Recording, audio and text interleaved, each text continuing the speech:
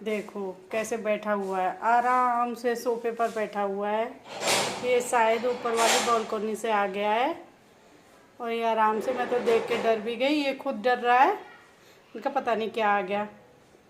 आराम से बैठा हुआ है मस्त होके, नो टेंशन।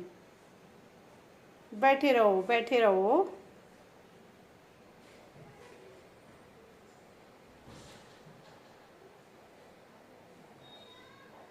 सुंदर प्यारा।